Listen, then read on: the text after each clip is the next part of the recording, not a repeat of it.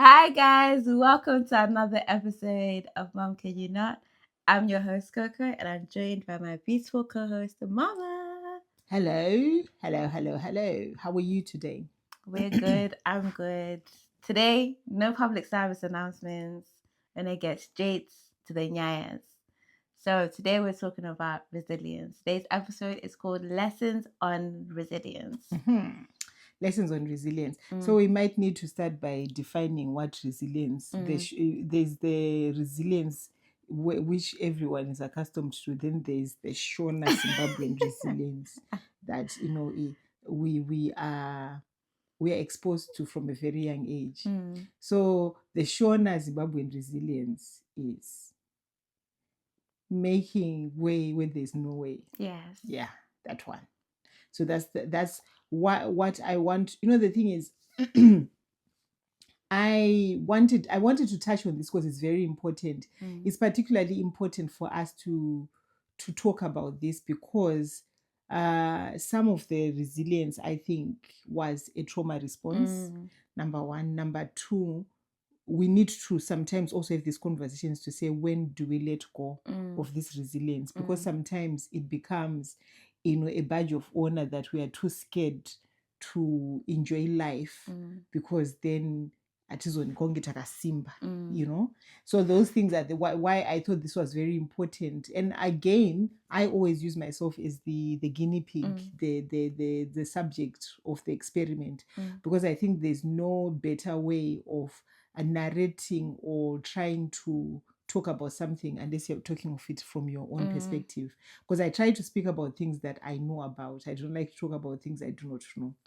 So talking about resilience, the Zimbabwean version, which most of us, people my age and even younger, are exposed to, and we are sometimes exposed to it directly because we are the recipients of it, and sometimes we are exposed to it indirectly through our parents going, wakabodoka iwe. Inini makore ako, when I was your age, I used to do these things. And you are given unrealistic expectations by parents purely because under the guise of Kushingirira, resilience, kuti, and we want to see, I also want to touch on culture and religion, how it all plays into this very toxic about, how we were socialized to this, very toxic way of coping, and why it was normalized, right? So I think, looking back, and again, saying this is my experience, and quite a few people can relate to it, because of the economic structures, because of the way things are in Zimbabwe, things are hard. And because things are hard, you have to survive. And to survive, you have to have a very thick skin, sometimes to the extent that the thickest of it stops you from feeling completely. So having said that, I think we are told kuti ukaita muskanzwa, or if you deviate from what you're told, you're on your own. So because you know that, and you know that there is no second, third, fourth chances when you're growing up in a Zimbabwean household. The thing is, we don't tend to like do-overs, particularly my family did not like do-overs, because everything that was done for you was a sacrifice. So no one wants to sacrifice second, third, fourth times. So that sacrifice was supposed to see you through. And I think in my particular situation, I also carried the burden of being the family's hope, because I was very, very bright. So everybody was thinking, once I get to my A levels and going to university, I would finish everybody's problems. And you're the firstborn daughter as well. I was the firstborn daughter as well. Yeah. From my mother's side. From my dad's side, I was, I don't know, between because my dad was a busy man, but from my mom's side, I was the firstborn daughter. So, and being bright as well, it came with its own set of expectations, realistic or unrealistic, but they were there. So, when you're going to school, you're carrying the whole tribe's expectations on your shoulders. And from a very, very young age, you sense it, because you're told every day, when she finishes school, she's going to take care of us. When she finishes, And so when I got to 16 and I became pregnant, you know, the level of disappointment, I think, was magnified times 10,000. And I think because of that, those expectations and my own feelings of failure, I think I decided that whatever was put in my way, I was going to endure it. There was no looking back. Because, you know, you could sense, no one said to me, oh, no, you know what, because you've done this, you've disappointed so much, we never want to see your ugly, silly faces again. No one said that. Yeah. But you just know that I don't want to live in this environment where, you know, every day I can feel my mother's sighs, that they're sighs of disappointments. So I made a conscious choice at 16 that whatever was awaiting me, you know, I was going to take my fate. So I went and I got married at 16. And whilst I was there, I can say some of the years where, you know, if I wrote a book about my years of marriage, I didn't live as a married because I think because I got married into a family of educationists, educators. You went about that a really long way. I was married to a family of educators. So I think when my mother-in-law saw me, she didn't see a daughter-in-law. She just saw a very young child who was coming to. So she never treated me the way, you know, Varora treated, that you have to wake up in the morning and do whatever. Yes, there were expectations of me because I was a married woman, but I think they were not as strict as they could have been with me. That's why I used to do things, shenanigans, like, you know, going up the tree and whatever. But at the back of my head, because I had failed at this education thing, I said to myself I was going to succeed as somebody's wife. I don't know what I was going to do that, but I was going to succeed. And you know, where you say things like that, the devil laughs. Bet. Yeah. So you know, whilst, you know, my mother-in-law wasn't, you know, the traditional mother-in-law to me, I can't speak of her relationships with other Varora, but I can speak about me in that particular time. She wasn't like the traditional one, because I think she just saw me as a very young girl, and you know, I had a sister-in-law was almost the same age as me. So the things that we used to do were just like siblings. You know, we'd fight over, you know, a bone and break doors fighting over a bone. And, you know, I remember when she was doing her A-levels, she said to me, you know, I want to study overnight. You know, when girls are saying things because they've been playing with boys the whole term and they're just wanting to think that they can study 2 days and they'll pass the exams. So she was like, you know what, I'm going to study the whole night, you know. So I said, oh, good luck, because I was pregnant that time, so I went to sleep. So so my girl didn't even study for 2 hours. She went to sleep straight away. I think straight after me, 2 hours away, she was just holding a book and she slept. So I wake up. So because she was studying using candlelight. So I wake up, right? Yeah.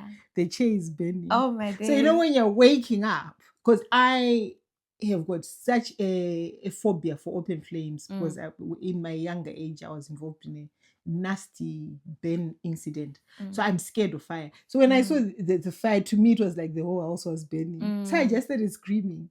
One girl, right, jumps. She's the one who's caused all this. She jumps and she goes, because in Zimbabwe we have burglar bars. So you know, here in the UK they don't do those things, but in Zimbabwe you do. And I can understand why they don't do burglar bars here, because bear in mind, she started the fire. She wants to run out of the burglar bar, so she was there shaking them, going and I'm just screaming. And my father-in-law wakes up, because obviously you are at this point, they were used to us, you know, screaming over rubbish. So I think initially they're just being silly. But when the screams got louder and louder, he came to the back of the house, you know, and looked in, because the door was locked. And you know, when people are screaming and they're frantic and they're not telling you what's going on, we're just screaming. So he's like, what's the problem? We're just like, Then I was like, if you don't tell me what's the problem, I cannot help you. Then I went, there's a fire. We are going to die in the fire. So he says, open the curtain. This one has lost it completely. She's just going, right? So then, because my father-in-law realized that I was a bit calmer at this point. The fire was firing, but I'd come down a bit. So but because we used to lock the door and take the keys out, but I could not remember for the life of me where these keys were. So he's going, get the keys and open so that I can help. Now the boys have woken up at this point, my brothers-in-law and everybody's awake, but we are not opening the door, we're just screaming and doing. So because we were both frightened of going out to use the toilet because the toilet was outside. We used to sleep in our little bedroom with a bucket, a makeshift commode, right? So one of the boys goes, use the commode to take out the fire. Take out the fire. This one is still going. At this point, I'm going, Zimbabwean. So I was like, oh, okay. So I do that. Urine smells in it, but at this point we're just happy that we're alive. Crazy. Ooh, I did have lingered as well. But you see, those were the type of things that we were doing, her and I. We would do things like, we were just crazy because we're younger and we're both the same age. So we just used to get into all sorts of shit like teenagers. Yeah. But at the back of my head, I still said, I'm going to make this work, which I was going to come rain, come thunder. So at this point, my then husband was at college. So I'm thinking, you're counting down the days. I say, what? If he finishes his teaching degree, we'll be out of this and we'll start our new life. So, there's a few hopes here and there. You're banked on all different types of hopes. He goes there, he decides to start fighting with all the lecturers. So a degree that normally takes 3 years took him 6 years to do. No way. Yeah. So now, when I was thinking this is the point where things are going to start looking well for me, they went. And because we're living on borrowed time, my father-in-law didn't actually particularly like us to be there. So you used to remind us regularly that when are we going to do it? So it was sort of like every. And my mother-in-law would say, they have not yet made their life. You cannot send the children into the wilderness without proper tools. So we used to stay on borrowed times. So when 3 years, because I think my father-in-law, like I was doing the countdown. When 3 years came and there was no degree and there was no end in sight, my father-in-law was like, I'm not taking care of anyone above 18. I'm going to start spending my own money. Yeah. So he went into protest. And then we started what was called the time of the troubles in Fekan. That's why, I think, and, because at this point, I'm thinking, this man does not want to finish this perpetual degree. He's now acting as if he's taking a PhD. And, my father-in-law, sometimes you just come and you just knock the door. When you're sleeping, you just knock the door and you open the door and you're like, when are you leaving? And, it's tight. And so when he eventually got expelled, we are now all in this house, so we are not liked. So, he's stressed, I'm stressed, my father-in-law is stressed, my mother-in-law is stressed, everybody's stressed. Everybody is just stressed galore. Yeah. But I had made a point that I was not going to go nowhere for no one. So now I'm staying in this very, hostile environment.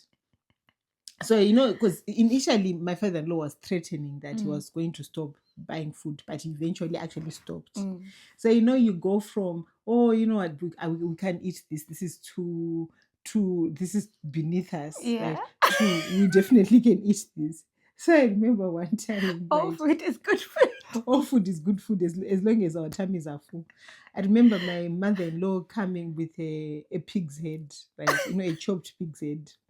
And we had to boil it, right? Oh my days! So the first time when we boiled this pig head, nobody cared because no one had ever eaten a pig's head before. So they didn't know the protocol that came with eating a pig's head. So people were just carried on with their lives.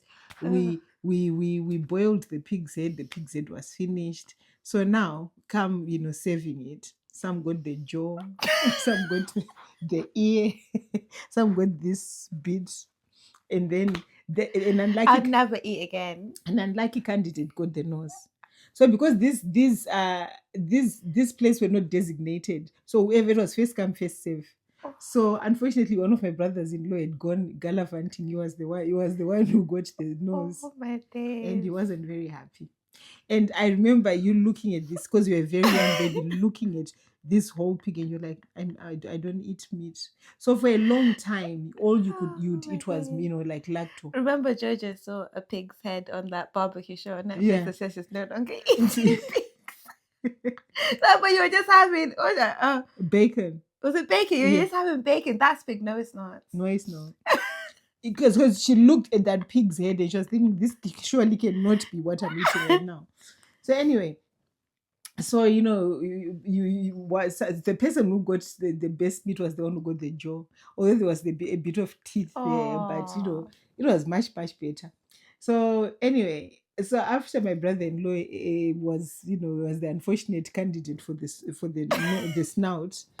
Every time, because now this became like part of the menu, the pig, because pig's heads were very cheap. So now people knew if because nobody wants a pig's head. So now people knew that if you're cooking a pig's head, you don't go far because you get the snout, the snout, you get kamuno. So people will be just lingering so that they don't get to be the sad. Because if you get the cheek, if you close your eyes, it could be like pork belly. Like if you close your eyes. Not when you're seeing the teeth going. So yeah. So but I was saying, I ain't moving, I ain't leaving. Yeah. Oh, so I was there eating nemu nguruwe momo nemu mvura besela. So you become very desensitized to things that under normal circumstances you shouldn't be desensitized to. Things like when my father-in-law would knock on the door like every 5 business days to ask us when we were leaving, I just would be like, when we are ready, now close the door. It never was bothering me because I just knew in that moment that I was not welcome. So anyway, when you're praying for things, and because the thing was, we had the economic situation, which was eating the nguruwe's nose, and then there was the stress, and stress sort of like seeps into marriages, doesn't it? So your dad was really pissing me all the way off with the way he was doing things. And then we ended up going to my post story, praying for him to go back to this, writing to the president's office. If you see the previous first episode, I've spoken about it. So now he eventually goes back, right? So he goes back there, and I'm just thinking, my man, how we've been living in this situation. Your dad is always coming regularly to ask me when I'm going chasing to leave. us out. So now he goes to one of these prestigious government schools. That's where he was doing his placement for a year. So he had so what he was telling me, right? Because I don't know what men are like. He was telling me that, where I'm teaching, they don't like people there. Your father is very good at documenting things. You take photos and stuff like that. There wasn't Facebook then, but he had his Olympus camera and was taking photos. So I'm looking at these photos. This man is living large. There's even a swimming pool where he's living. And I'm here being told every other day that, when are you leaving? Yeah. Can you not see how I'm living? Can you not just... And then... So how long would he be away on placement for? A year. Oh, he was away on placement for a year, and then you were at the house. I was at the house. And so he used to say to me, because it's such a tiny space. I'm looking at there's nothing tiny about that space. And one day he got, when people are talking and you just let something slip. Yeah. He was like, my housemates, they're a couple. I said, they're a couple. And I said, is he a student? Like, yeah, he's a student like me, but they're a couple. So they were both students. No, the husband was the student. Oh, but she wasn't a student. Funny, but not funny. Funny. I'm like, okay. So one day, there was this big hoo-ha. People had just been fighting and shouting at each other. And normally I knew that the default point for my father-in-law would be asking, why are you still here? I was like, you know what? Today I don't want to be asked silly questions. So I said, you know what? He will just have to house me. I'm going there. So I carried you on my back. We got into our combi. We went to this prestigious. So bear in mind, I'd left because the other thing is I don't want to talk about what had transpired because I don't want to put too many people on blast. But there was an altercation which I ended up being involved in, fighting with other people there.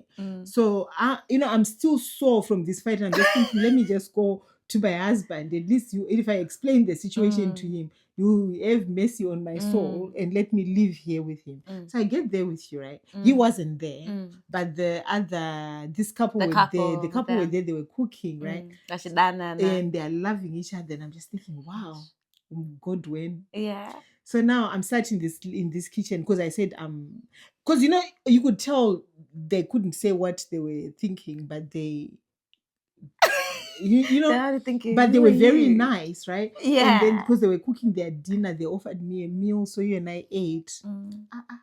So your dad didn't know, because there was no cell phones. There was no cell phone. There was nothing. So he's coming back with this boo thing. No. Fam. He had a babe. And if they were just walking, like one in front of the other, like, it would be all right. Because then I'll be like, oh, okay.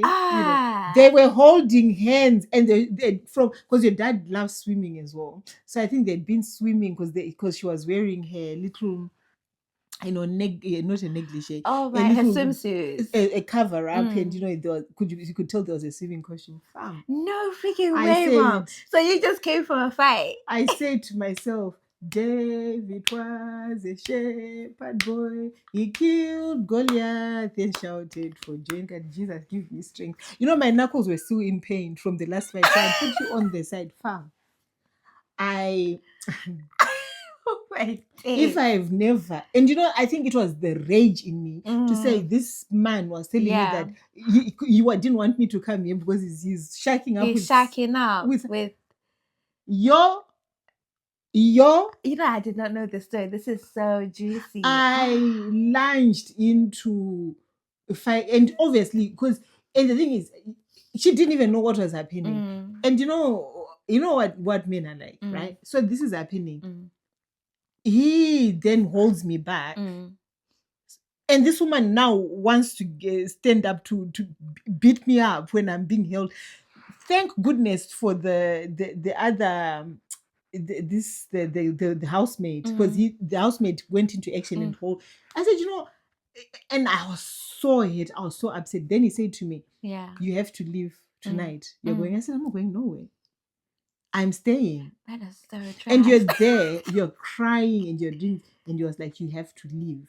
And bear in mind, it wasn't very far where he was teaching. So I think after a while, I don't. So we were now just sitting there. He's not talking to me. She sat in the kitchen. She's not going anywhere. The babe had no shame. Like, she didn't think, let me just. No, because the male babe who's my husband is saying stay. She's going to leave. I was like, there's no way. I said, if we're leaving, her and I are going to catch the same taxi, and we can give each other fades on the way. Oh, she's not anyway, right? What the hell, Beyonce? So, let me tell you something, guys. Come whatever, even if your mother-in-law loves you or your mother-in-law is very nice to you, ultimately, that's one thing you should always know. And that day is the day I realized. So anyway, I refused to go. I said, I'm not going, and I'm not leaving her here. If I'm going, you are taking me with you, but I'm not going to go and leave her here.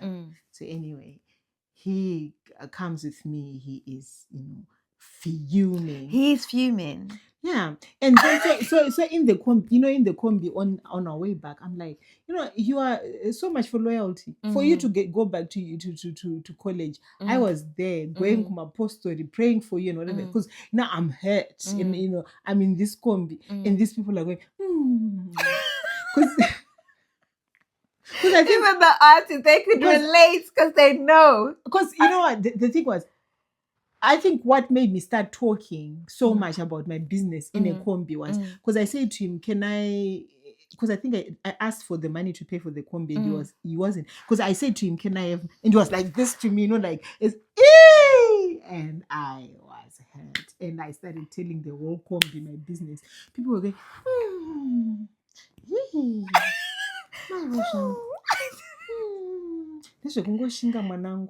now these grown women are telling me to carry on, right? So I get home, and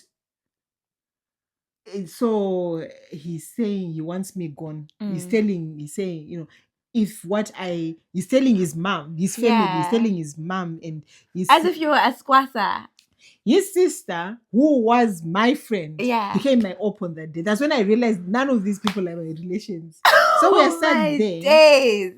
You know, this is, let me tell you, no word of a lie. So I'm sat there and Yeah. he's relating the story. He said he didn't lie. He told exactly what had transpired. But he said that, you know, if I wanted to be married to him, I needed to know how to behave. So I was like, I need to know how to so at behave. this point, I had not said anything in my defense. Right. So my father-in-law wasn't there. And I'm just thinking, thank God this story is being said and he's not here, because he would just come in and chime in that. That's why I wanted these people gone. Because that was always his contribution to every conversation. Anyway, he comes. You know, that day, you know, when you've had such a shitty day, before I left, I'd been in a fight. I've come back from having another fight. So at this point, I'm just known as the fighting Varora because I'm fighting everybody. So my father-in-law comes back, right? So I'm just like, So here we go. We cannot start the story again. Let's have it. But I was like, you know what? Whatever. You know what he said? What did he say? He said, next time when you're going to go and fight somebody, tell me so that I can. Because you know what? Why I decided at this point that I was going to leave. My own husband decided to go and call the cops on me. So they're finna call the cops. He did say he was gonna finna. He finna called them. So when I said to him, you have to take me, I was thinking if they come.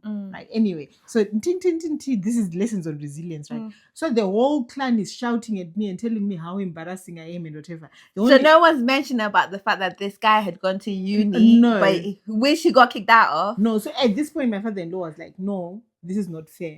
Because at the end of the day, you are the one who's got the chapter 37. And by the way, that business of having that little piece of paper, that marriage act, doesn't mean anything to men.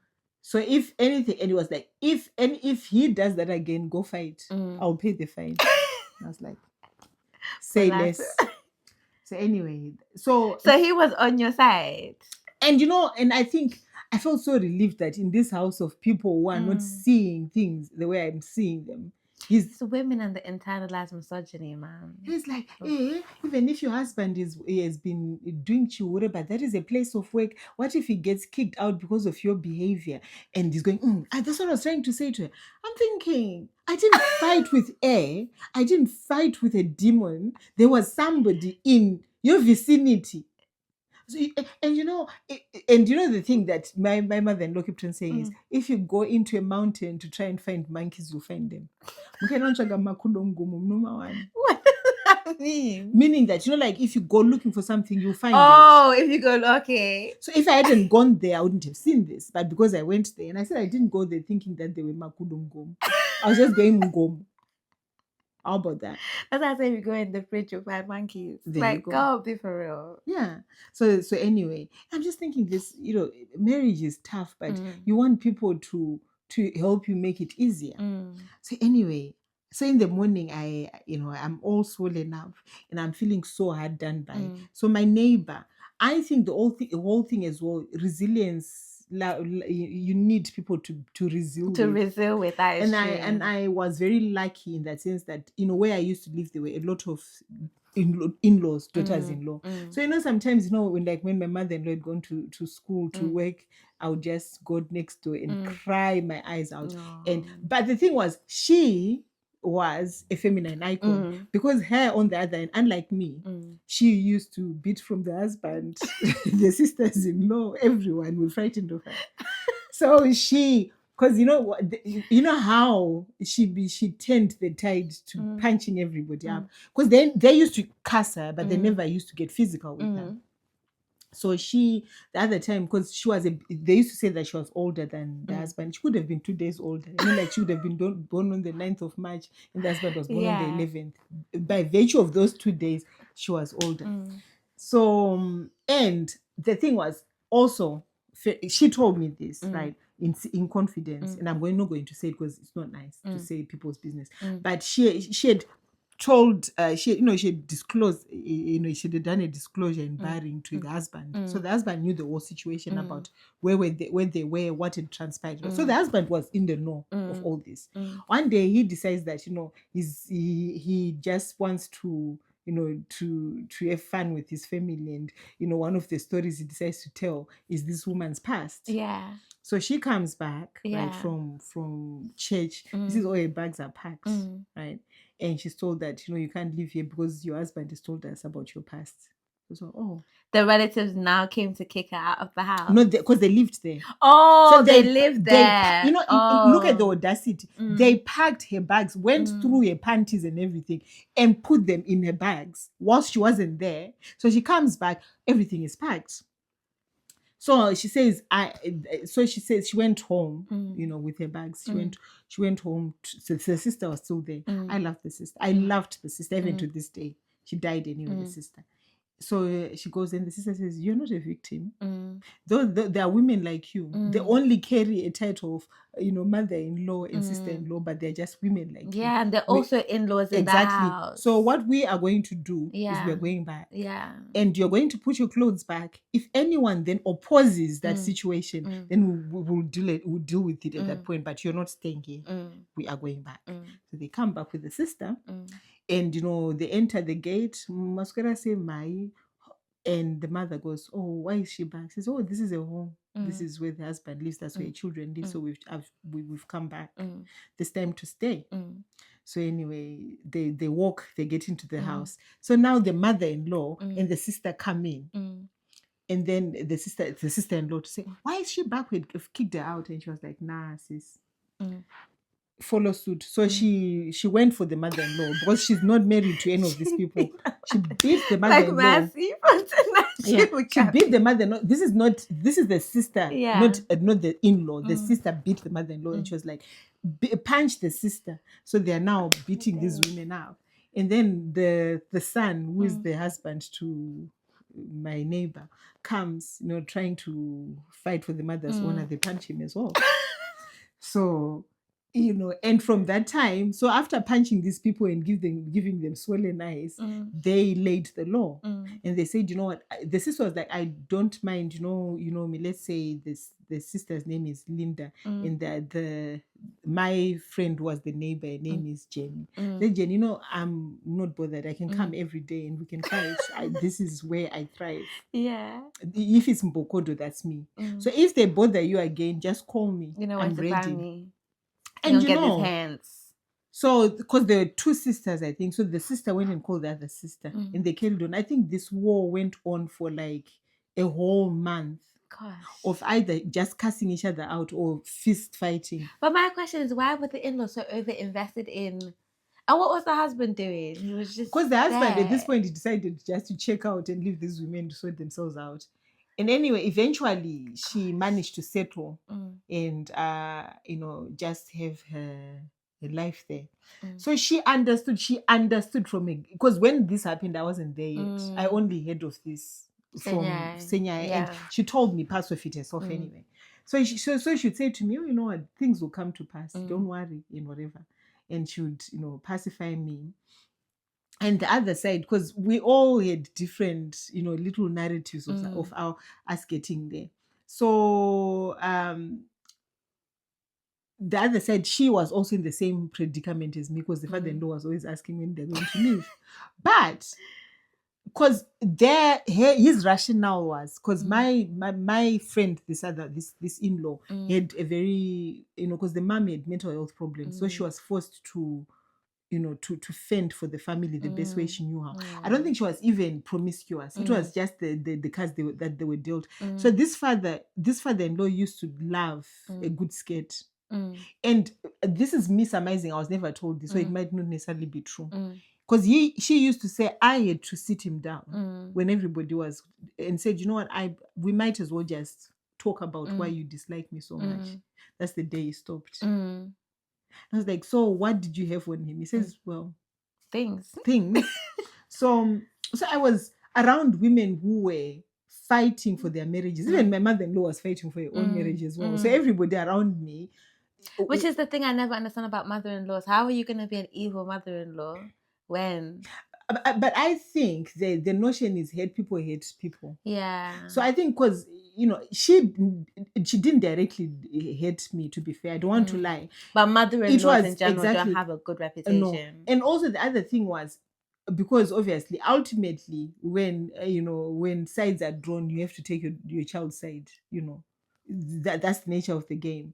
So I can't, that's what it was like, and I understood where she was coming from. So I learned from that time that if I had my own beef to fry, I would fry it myself. So I would, and it really, to me, it wasn't even about venues, because I remember there was a time when used to come back to me and say, "Oh, mom, we've been to this other aunt. She bought me ice cream and whatever." Bloody I'm like, hell. so where is this? Where does this aunt live? But we're a baby, so you just used to point. Yeah. Anyway, she lives there. Yeah. So we are in church one day, and we are sitting in the pews, and you go, "Mom, that's the aunt who buys ice cream."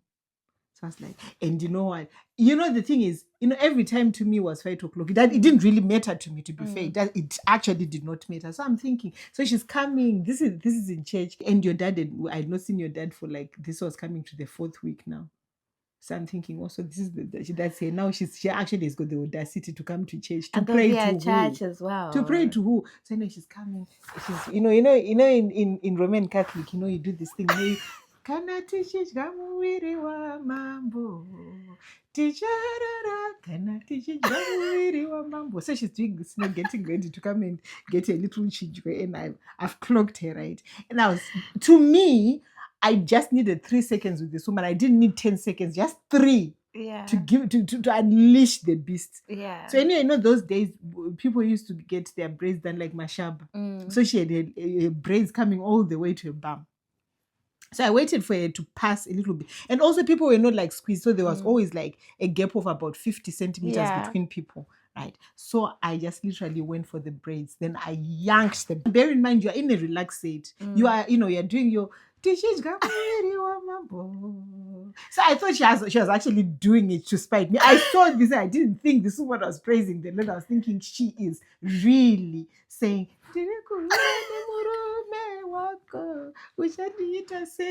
and that's what I heard her singing, that I'm holding with your husband. What are you going to do about it? And I said, I'll do something. Bet. And I was escorted out of church at this point. And thank God there wasn't anyone from my house. They heard about it, and there was plausible deniability. I said, she started it. So what do you mean she started it? I said, but anyway. And your dad was hearing of my shenanigans of fighting for this marriage, and he was getting pissed off day by day by day because of my behavior. Did I care? No. There will be no peace if justice, no peace. That's pain dissemination. I'm in pain, so you're going to catch these ends because I'm in pain. I'm just so it wasn't. If anyone was to ask me why I was doing it, I would not say I was doing it particularly because I was very much invested in this marriage and raising. I was doing it because I was in pain. I was just giving anyone I thought was giving me pain back. Anyway. Okay, next day what happened? So we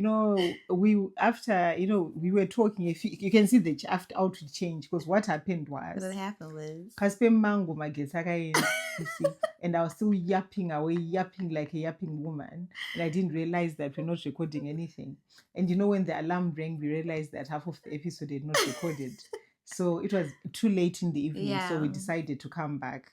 So if there's a bit of repetition at the end, I've tried to listen and sort of do a continue of the lessons on resilience episode that we're talking about.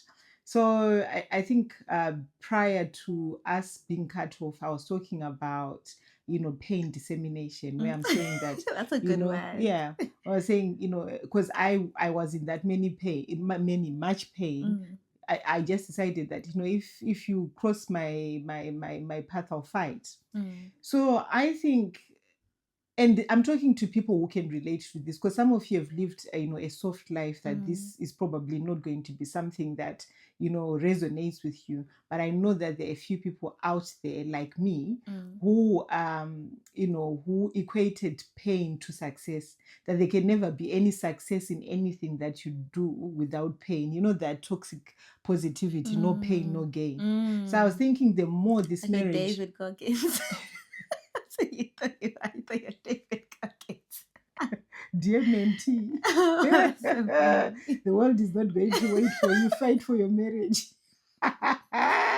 Anyway, so I was saying, so that toxic positivity, where I was thinking the more pain this marriage was giving me, the more successful we're going to be. And also, you have to look around your community where I was. Everybody, even the mother advisors from the guild the guild I was going to, most of them in the community, I knew that their husbands had an amakwa penny. They were fighting for their marriages. So my role models, the people who were teaching me from a cultural perspective and even from a Christian perspective, had these challenges and they were just enduring. So to me, the model of a good life from a cultural perspective, Kushingirira, you have to be, you have to resile through the pain. The resilience was resilient. I don't know. If that's a word. Yesterday, Magetsi if you sleep and you come back, your English quota, you have to renew. I didn't top up my English quota before coming here. But anyway, what I'm trying to say is, you come from that culture where there's nothing that you can, soft life doesn't come easy. To me, that was the norm. So me and my fellow other, Varora in arms, we were doing exactly the same. So there wasn't any other, brand model, role model of that. Actually, life doesn't have to be this hard, right? So you carry that. And also bear in mind, remember, if you listen to the earlier part of the podcast, I always had this burden on my shoulder to succeed. So wherever I was carrying this burden. I did not want to fail. Remember, I'd become pregnant at 16 and this is the life I had chosen. So if I had failed in this, I've failed to get my GCSEs. Now I'm failing at this marriage thing. So you know what, failure was never an option. And you've got people in your community supporting you within this pain. No one tells you that this pain is not normal because you have women with high blood pressure at the age of 35 and you think it's normal. Fibroids, stress, what do you call it? There's this thing I found out recently. There's research that says that women suffer from autoimmune diseases because of, this thing we call resilience, but always being in this heightened stress response all throughout our lives. You can't go to bed because you want to go into your husband's phone to see who they're dealing with. Exactly. And then the children come into the equation. You're now a mom. Being a new mom is stressful as well. And for me, the stress was that, we didn't have any money coming. So I was trying to think, how can I hustle to feed, this mouth? Yes, my mother-in-law was trying the best she could, but it was one salary that was, spreading very thin in a very, tight environment. So you want to start thinking as an adult, what can you do, to supplement the family's income? On top of that, your money is not your money is not money, is busy being a man UA. It was hard. So my take on all this is that, how do you come from this heightened level of stress and start to regulate yourself, to say that it's okay for me to actually enjoy life without the pain. That is where I think I sort of like arrived in my mid-20s to start thinking about that. Coco and I, we differ in that Coco is very much about therapy, talking therapies. I don't think I can trust anyone with my business, for them to, because if probably they're struggling, that's my thought process on it. But talking therapies are fantastic. Having gone to school here, there's a lot of efficacy. There's a lot of research out there that says, going into checking yourself into therapy and talking through these things and sorting them out is very useful. Because the other thing, I think we are, as human beings, we are built to hoard. We hoard fat, we hoard emotions, we hoard a lot of things, we hoard trauma. So, you become like, those, because I think I wanted to liken myself to, how, when you're teenagers, when she was a teenager, if you say to her, clean your bedroom, she'll just shove all her dirty clothes back into the laundry, into the wardrobe and close the door and forget about it. When you go in there, the room looks semi-clean, but things are being just shoved. So I think for a very long time, I did that with my emotions. I just shoved them and just learned to just carry on and not, focus on what was happening internally. So, if you looked at me, because even now I'm a very outgoing, jovial human being, but the wardrobe was filling up slowly. So, for all our Patreon members, we're going to do an episode regarding this, where I think my life came to a head to a certain way, where because after everything has been said and done, guys, there's so much amount of emotion and pain and anger you can shove into a little wardrobe before it bursts. Something is going to have to give at some point, right? And as much as for me, I think I was forced to sort out through this trauma, this pain, this resilience, when we were thrown into the deep end with that particular situation that happened, where all our lives came, were being scrutinized by authorities and everybody. And I was forced to actually, because one of the things that they were doing with us was I was forced to go all the way back in my life to see what my childhood was. And that's when I realized, because I don't think I'd ever sat down with anyone to talk about, my pre-teen years, my teen years. They ask you things like, that's what I'm saying that episode is going to be about. But obviously, because it's very, very sensitive, I don't want it to be here. Like accessible, like just yeah, Googleable. Do you know what I mean? Yeah, but because people who know that part of our life will know what I'm talking about. But when we were going through that, it really affected us as individuals, as a family. And for me particularly, because I was forced to now open that wardrobe and start looking at some of that dirty laundry that I'd never looked at in the past. It actually made me very unwell. I remember, being physically ill, not being able to get out of bed sometimes. And I am so grateful that cathartic moment came. One of the first things I did for myself was that it's okay for me to forgive myself. That was the first thing I did. It's okay for me not to carry. That day I remember saying, I'm just going to take off, because when you've been carrying this weight all of your life. I said, no, I don't owe anyone anything. I don't owe my past family, present family, whoever. I don't owe them this level of resilience and this level of saying I have to keep on keeping on. It's okay for sometimes to say this is beyond me. That's the first thing I learned. So sometimes you have to actually dig deeper, and digging deeper without professional help is very difficult sometimes. That's why I mentioned therapy, which Coco is very heavy on. And I started journaling. I've got my journal. I read it back. She doesn't read back her journals, but I do.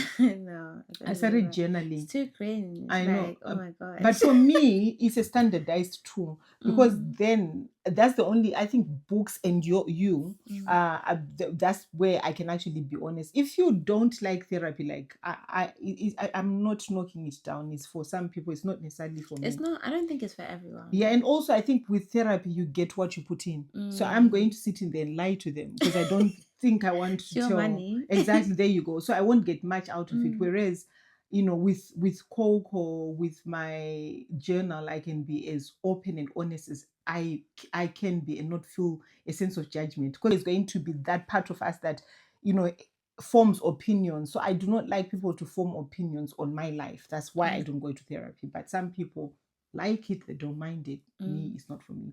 I took to journaling.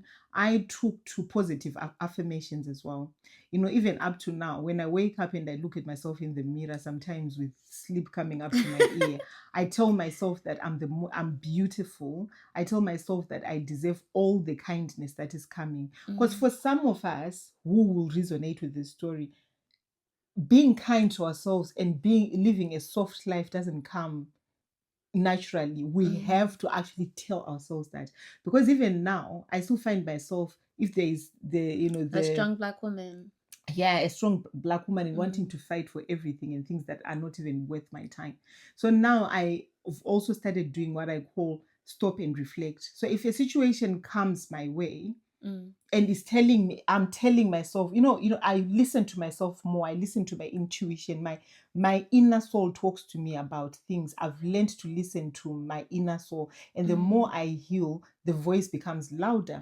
And so I find that, when I'm talking to Coco about things, she sometimes calls me prophetess mama, because I'm so in One can see tune. the future. I'm so in tune with myself. I'll say to Coco, this person, this is what is going to happen. So I stop, I reflect. It doesn't mean that every day is very easy for me. Sometimes it's really, really hard because I'm used to the default of wanting to do things the hard way. Forgive the people that, never took accountability for making your life hard. That way, you are giving that forgiveness to yourself. Because sometimes you wait your whole life for people to come to say sorry to you, and they never will, because they don't see Yeah, it's true. how much damage they've done to you. Forgive yourself and forgive others. That is a gift you can give to yourself. It's not, as I'm saying it, because I've lived it, I've done it. And you don't now look for hard lives. When I'm in situations, guys, I know the default would be like, oh, let's do it the hard way, because that's what I'm used to. But then I stop, I reflect. Does this require my attention? No. Why am I even wanting to engage in this? Because it's a learned behavior. So do I really need to do this? No. So if I stop, I reflect, and I just don't go impulsive into the situation, I find that most of the things I don't do them. And also learn isolation. And by this, I'm going to explain. Learn to be able to live with yourself in a quiet space without many other people. Where you can reflect, you can listen, and you can be grateful for some of the things that you have survived that you thought you'd never survive. Because if I think of the amount of things that could have happened, I would have been harmed. I would have fought a bad bitch, and they could have just taken me out. I could have, had, contracted all sorts of weird diseases. I could have gone and left my children. There's so many things that I've survived. I'm so grateful for. I'm grateful for, myself for sticking with me. I'm grateful for spirituality, for the ability to listen to myself. I'm grateful for my inner soul for growing and helping me guide myself and my family through this. And also, surround yourself with people who think positively of yourself. People of themselves and of you. If they can't see themselves in a positive light, the likelihood is that they would never. Have you ever had a friend where if you call them, they're always mourning? There's never jokes. So that person, if they are so uncontent about life, they really are not the person you want to be around. Be around people who enjoy life, who are non-judgmental. I like the word joy, Yes. It just feels like inhibited, like joy. Just being happy with that. Carefree happiness. Yes. So you want to be around joyful people. You want to be around joyful people. And what I'm saying is, surround yourself with positivity. Take time to touch grass. I walk a lot these days. Appreciate your environment. Listen to your favorite podcast. Grounding. Yeah, grounding. And I find, because how we are now, that's exactly what we are all the time. Even if she's at her house and we are speaking we can speak for hours on FaceTime. You guys are getting the overflow. Yeah. Isn't that nice? Yeah. To share the overflow. There you go. Yeah. Because we have all sorts of conversations, Coco and that's I. So good. And we gossip, and sometimes we go dark, sometimes we go light. Sometimes we write the world every single day. Every day. Yeah. And when I call and I go, she'll just start laughing, and she'll be like, Chi. And then we will laugh about things. Some of the things are, like, even if I'm having such a difficult, because I'm a corporate girly, she's not, she is more about her entrepreneurship. So, I bring my corporate girly problems to her, and then she doesn't even know some of the people. She'll be like, yeah, that one is an idiot. That one is horrible. Yeah, do that, mom. And, we've set the world right. So you need people like that in your life. You need cheerleaders. Yeah, that's so true. If it hurts too much, it's not worth it. That is so true. You do need cheerleaders. Some people's worst insecurities come from the people around them. There you go. And just reinforcing like these negative things about them. There you go. Like, I've had friends, but then it takes you a minute to realize, because they're not always bad. It's like, Exactly. Until you start collecting and you think, this Exactly. person was cooking me. I know. I had a friend, right? I actually liked this girl. I was, we were, the other thing with me, I don't make friends straight away. I date my friends. For you to be my friend, I would have known you for a long time. I'll date you. And if you are bad vibes in our dating period, I cannot call you a friend. So I was dating this friend. We had met and she had been very kind to me when we met. So I was thinking she's a nice girl, right? So I posted a snippet of our podcast on my status, and then she came and she goes, "Oh, I went and watched your podcast." And I said, "Oh, what did you think of it?" She was like, "Oh, you were really fat." Yes, I remember. Yeah. You see what I mean? Women do stuff like that. And this girl, no word of a lie, is bigger than I am. Bigger, exceptionally big. So I'm thinking the stop and reflect thing. Because under normal circumstances, the unhealed me, I would have told her about herself. I would have, by the end of the day, should have, known about herself. But, I stopped, I reflected. Then I just thought, you know what, I don't even want to speak to her anymore. That's the end of our days. Because I do not want, there are so many things that should to normalize that kind of relationship. You see, and this is why I've got a very few friends, and my friends are good friends. This weekend I spent it with my dear friend Gwen. I think I've spoken about her quite a few times here, and her husband. And you know what? We spent 6 hours watching videos of people cooking on open fires. It's not my kind of, but she's such a serene girl, and those are the type of things she likes. She likes, country living, living off the grid. So we spent six whole hours, and the therapy with her is just sitting next to each other, sometimes not even talking. Yeah. Or me yapping away and she just listening, because she's not much of a talker. Yeah, she's not very talkative. No. But she's very funny though. She's so funny. She doesn't need a lot of words to crack a joke. No. She will just, come with these one-liners. And she's got an amazing husband who, because when she came into her life, I was introduced to them, and we just clicked. It's so lovely like that. And those are the friends you like. I've got my Tammy, who's no longer like a friend of mine, but a sister. We can talk about the same story 6 times in a week. If a story is good, yeah, there's nothing wrong with a rerun one. And we will laugh about a good story things. is a good story. Yeah, we literally raised our kids. The other day we were actually reminiscing, because when I met her, our Tawanda was sort of like 9. Oh. And now he's almost 30. He's not almost, he's over 30. He's over 30. No, you're almost 30. He's over 30. Yeah. I know when I was 12. He was, yeah. Can you imagine? So we've known each other for over 18 years now. We've literally raised our kids together, and we're laughing about some of the things the kids used to get up to and stuff like that. And those are the type of friendships you want, friendships that have meaning, not friendships that hurt you or harm you. And you don't need loads of them as well. I don't have. And my 2 friends are so different. Tammy is very different from Gwen. Very, very different people. But I love them because of the things that they give to me, and I hope I give equally the same back to them. So, yeah, that's all I wanted to say about this, really.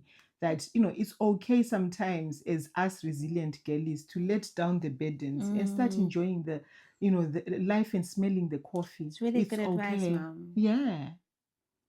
Really good advice. And if you're into religion, pray to Jesus. Do all the things that make you feel good.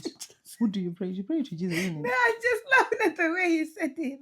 And if you're into religion, pray to Jesus.